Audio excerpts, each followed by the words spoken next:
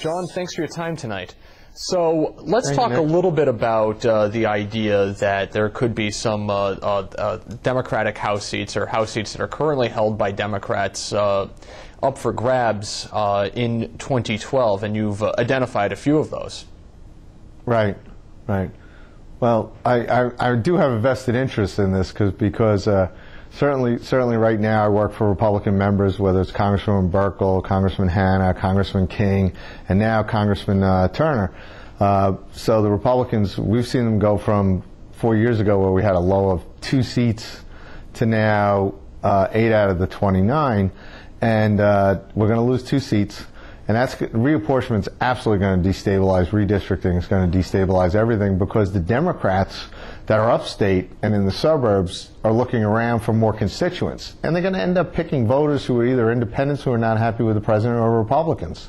And in the process, the top seat has to be Randy Altshuler. I worked for Randy Altshuler last cycle, and Randy was a political newcomer, an outsider, a businessman, someone who's a self-made businessman, self-made success, and he took on Tim Bishop, and we came within a hair of beating him, except for some early absentee ballots by a few hundred votes. We would have beaten Tim Bishop. And this time around, when you think about it, Republicans in Suffolk, that district has a plurality Republican registration edge. They are very upset with the president. The independents are very upset with the president. There's no business. There's no jobs out in Suffolk. The real estate values are declining. All the messages that Randy ran for last time, this time resonate even more. So Tim Bishop has to be at the top of the list as a vulnerable Democrat in the state right now. On top of that, I worked for Doug Hoffman when he first ran for Congress on just the Conservative Party line alone, and he nearly won the New York 23 race. Well, the Democrat that's been there, Bill Owens, won twice when you had a divided Republican and Conservative ticket. If we get together behind one candidate, Bill Owens will be in big trouble. So Bill Owens definitely is looking for more population, and that will destabilize him in a district that, if you get the Republican and Conservative tickets together, like Bob Turner or other Republicans, we have a good shot at beating Congressman Owens. Sure, and it's not it's not just first term, second term, relatively new members of the House. It was reported this week that you also believe Carolyn McCarthy could be a possible candidate to lose next year. Maurice Hinchey, who's a longtime member of the House, a Democrat from the Hudson Valley. I mean, but you look at next year, and even though the president nationally is not very popular, and his numbers in New York certainly would give Democrats some pause. Generally, in an election year, Democrats do come out to vote in New York because this is such a heavily Democratic state. I mean, in 2012, won't more Democrats just be coming out, and by sheer virtue of the enrollment numbers, won't they have some sort of an advantage here next time? I have 4 kids who are in their 20s, and I tell them that a lot of their friends voted for Barack Obama for change, and they got it. They were unemployed.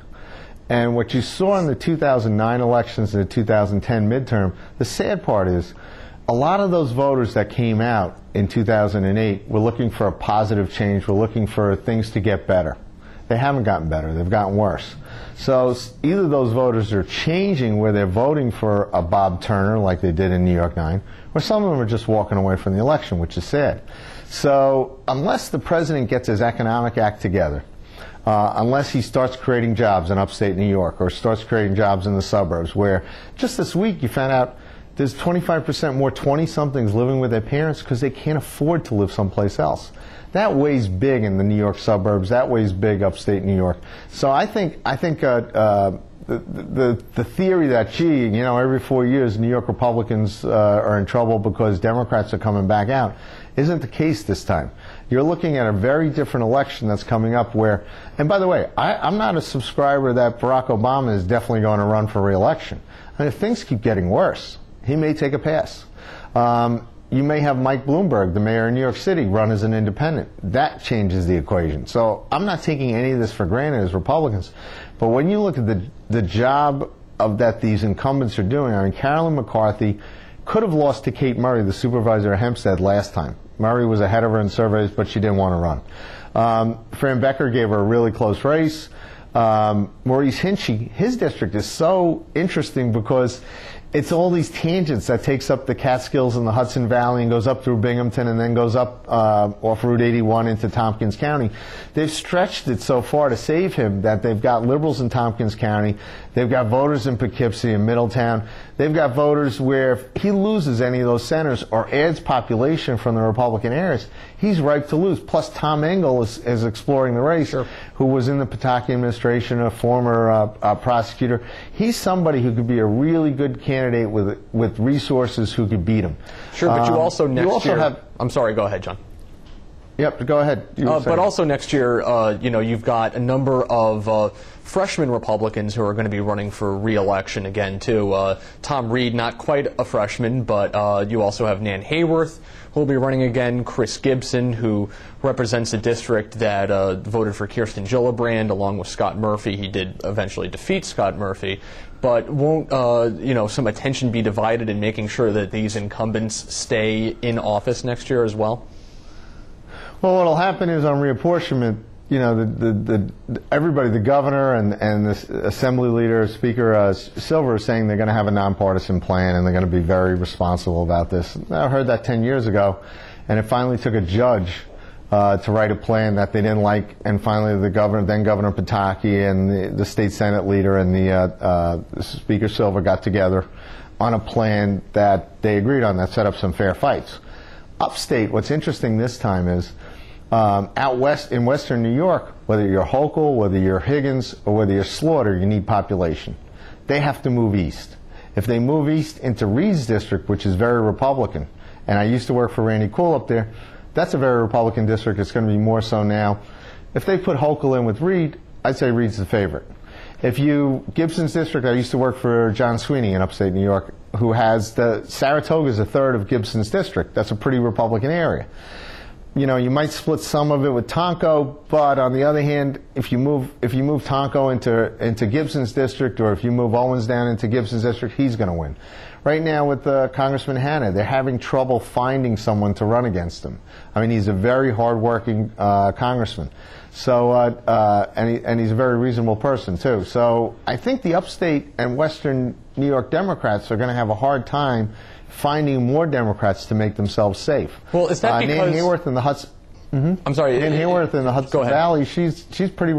Those areas, Orange County, her portions of Westchester and Putnam, those are pretty Republican areas these days. And like you look at the White House, right before Turner's election, they come out with a plan for jobs that's really a tax plan where they're taking away the mortgage interest deductions for people making over $200,000 a year.